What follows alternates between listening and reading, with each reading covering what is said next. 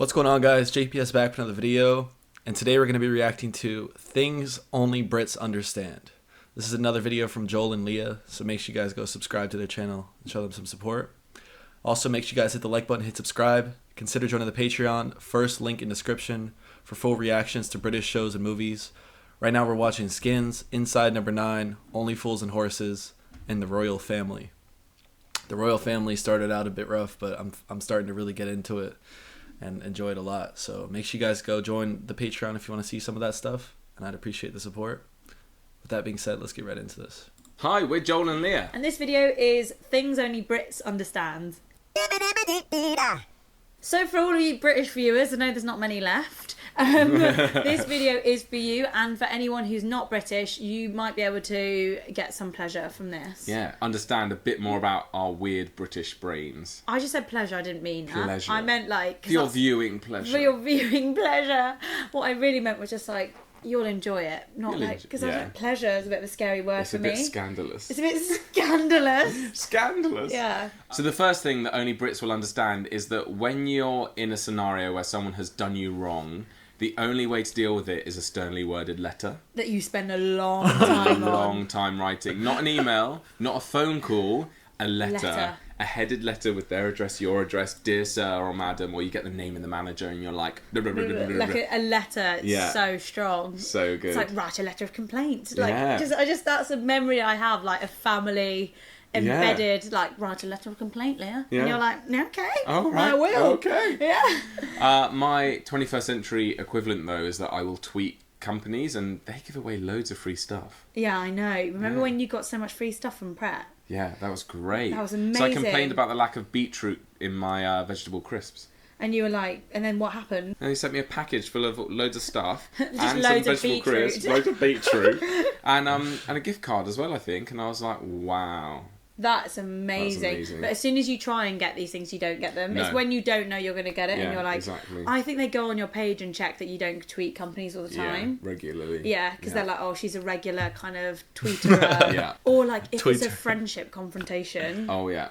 a long WhatsApp that's Yeah. been drafted on notes for like Yeah. 8 hours. Yeah, yeah. So So- they don't see typing. Yeah, no, You just that'd be the copy-paste. worst. And Same. if you accidentally send, it's game over. Yeah. So it's practically a cardinal sin to stand on the left on an escalator, especially in London. And I actually apply this to anywhere in the UK. Yeah, it's I'm true. like, stop standing in the fast lane, get out. Yeah. People will huff and puff and tut at you, and they'll never say anything, No. but you'll just go, Yeah.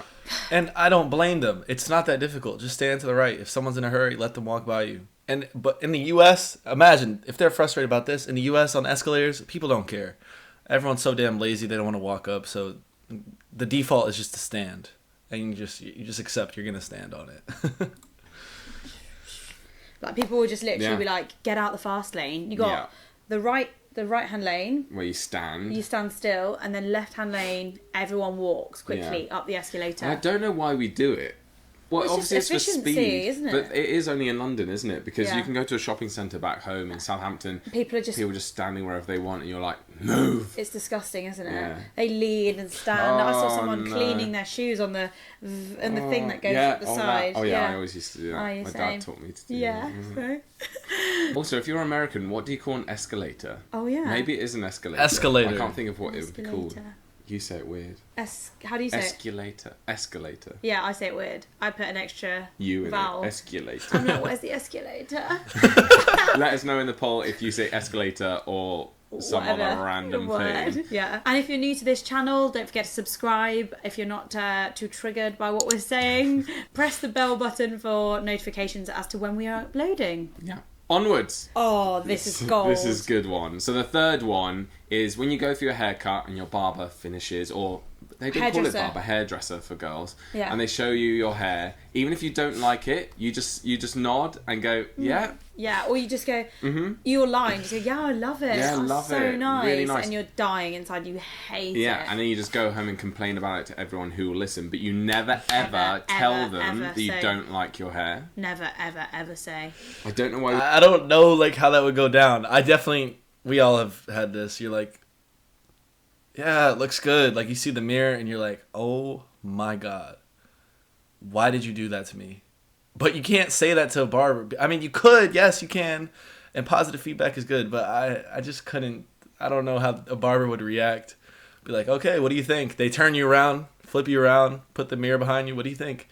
Oh, it's terrible. I hate it. Like, what would a barber say to that? Like, they would probably quit, bro. But yeah, everyone's done that before. We do that. So I think they have one of the hardest jobs. Yeah. How, you get used to the way you look, and even if there's a tiny change, you're just like, no. Like, whatever it is, you're like, I hate it.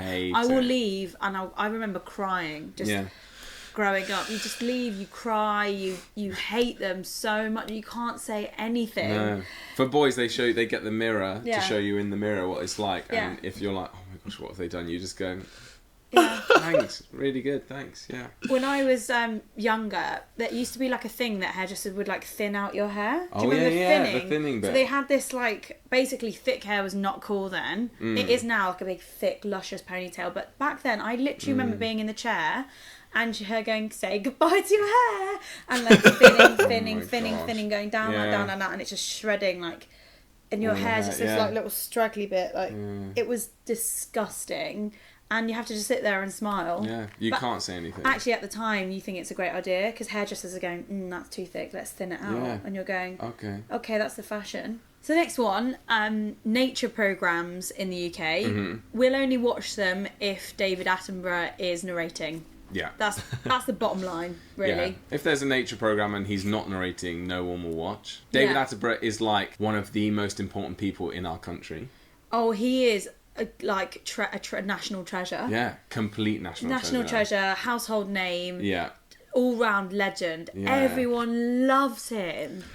I gotta say, I love him too, and I love watching the nature documentaries. But I sometimes watch them without volume, so it's not a problem if he's narrating or not. But when he is, he's definitely the best. There's no doubting that. Attenborough. Do you think he has any haters? I doubt anyone hates him. How could they hate him? How could they hate him? That's the thing, like, but David Attenborough, you just go, you're amazing. Yeah, you're amazing. Who's going to hate on him? Yeah. Unless they're a bitter old man that wish they were a nature presenter. It's true, and there will be a few out there. So there will be those.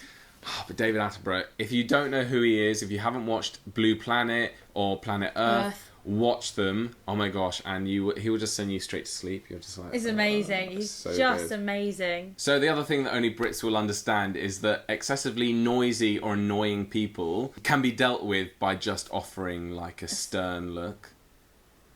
Just I was on the train coming back from the Isle of Wight, and there were two loud noisy people next to me in full conversation. One of them was just constantly, I'll do the tapping, tapping. I was livid, and I obviously didn't say anything. I wanted to brave myself up and go, could you mind just not tapping? But it was gonna, he had his music and he was tapping, but he was still talking to his friend, one ear in, tapping. And I just kept looking, and I think his friend sort of said to him like, stop. Good. See, this is the thing, Brits, we don't ever voice our concerns. No. We just offer looks, and I do that on the tube. If someone's listening to loud music and they're sat next to me, I will go, just go, like, are you joking? Literally just a look or something, or whatever it is, and you just sort of get just with your eyes, and that's enough to make another Brit go, oh, sorry. Okay, so this is on the topic of weddings. The best man speech is such... I actually didn't know about the stern look like that. I didn't know.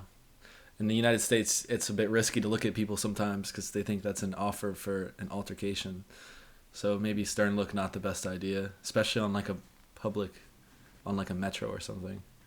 Or the tube. Okay, so this is on the topic of weddings. The best man speech is such a big deal here. There's actually like people online that are training people how to deliver an amazing best man speech. There's things you can do to prepare for your best man speech. It is a big deal, and if no one laughs, if your speech is not funny, touching, all of the ingredients, then you've failed. If it's too long, too short, if you don't compliment how beautiful the bride is, but not in too much of a way, like there's so much you can get wrong with a best man speech. It's taken very seriously here. It is. It's not going to be a problem for us. I'm going to be Leah's best man. Yeah. Oh no. Yeah, you've got it. You just you'll just do that easy. The thing is, like, for a lot of people, Joel, that will be their biggest, like, acting moment of their life. And they get nervous and they have paper and it shakes and you're like, oh my gosh, they've never spoken to that many people or stood up and gone. Yeah. So yeah, just do my bit now. Yeah. So I'm really glad that I've got a performer doing it. Yeah. Also, why is there no, like, best woman speech yet? I don't know. It's so dated, I think women can't speak yet. Well, that's why we're going to define it by you being like, I'm having a best man. And it's him. And you'll be my best man. Yeah, I will, probably. So, this is my best woman. This is my best woman. I'm like made of honor. Yeah. She's my best man woman. No, I think you'll probably upstage. We'll probably upstage each other because, no, but think about it. So mean. We're all known by each other's friendship groups. So I feel like when you're at my wedding, everyone's going to be like, oh my gosh, it's Leah. Because they know about you, but they've never fully met you. Yeah, and same. And probably the same with me. And so we're going to upstage each other, probably. Because at events, people will go, how's Joel? Yeah. And I'll be like, and so they'll be like, how's Leah? And I'm like, you don't even know Leah. You don't even know her. You don't know her. She's my friend. Yeah. You just know her on camera. Yeah. I mean, it happened to us. We were walking down the South Bank in London, and two of your friends spotted you and me. But, like, I swear I just got so much eye contact I couldn't handle it. Yeah, because they think they know you, but they don't. They don't. It's weird. Realise now they were just looking at my nose, but maybe. Cool. So we've said it before and we'll say it again. Brits do not deem strangers talking to us as polite and friendly. We think that you're going to, like, rob us or, like, scam us, and we just think it's impolite, really. So if strangers are talking to you, especially on the tube or on the bus, you're just like, whoa. If you're a visitor, don't talk to strangers. If someone strikes up with a conversation, first thought is, are they a crazy person? Yeah. Second thought is, what do they want? Do they want money? Yeah. Like, it's too much. And you know what? We've had some comments before of Americans being like, how on earth do you make friends then if you don't talk to strangers? This doesn't apply in, like, a pub, or it doesn't apply in a social setting. Yeah. But also, Brits don't make friends with strangers. Like, Brits make friends through friends of friends, or people at work, or people, we don't make friends with strangers the way that Americans do. Yeah, there's no sort of just randomly striking up a conversation. No. It's always at an networking, an event where, or a social circle, friends, like you said, friends who are friends of friends. Yeah. And then you form a friendship with them. Yeah. But you would never, ever just go, actually, one time I did.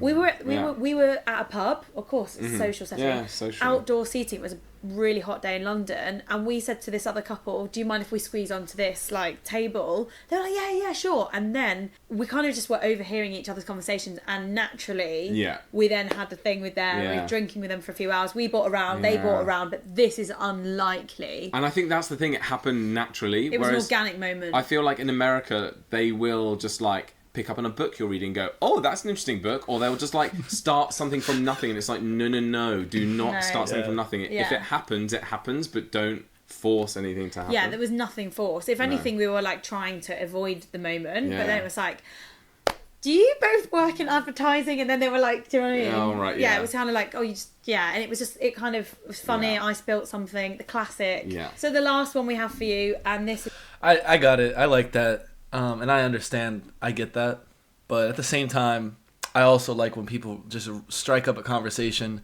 no context, no like you're just standing in the line at a grocery store, and someone will strike up a conversation. That's pretty common in the United States. I like that a lot.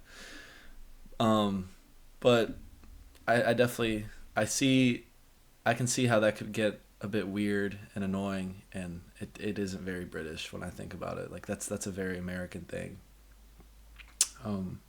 But I don't think that means Brits are unfriendly, or it's not possible to, like, have a conversation with people. Things happen. I guess I have a bit of a different experience because I'm American and I sound a bit different, but I get it. Yeah. This is so true. Like, this has happened to everyone. It's when you say goodbye on the street and then you both end up walking the same way. Oh, I hate that. Then often one person will fake that they need to either stay or go a different way. Yeah. So if you're like, bye, hug, and then we're both walking to the same tube station. Yeah. Sorry, this is like my biggest fear. Like when this happens, I promise you I'll go the other way. I'll take a detour, or I don't know. But I realized it's not that big of a deal. Like, it's really not that big of a deal. Like, you just,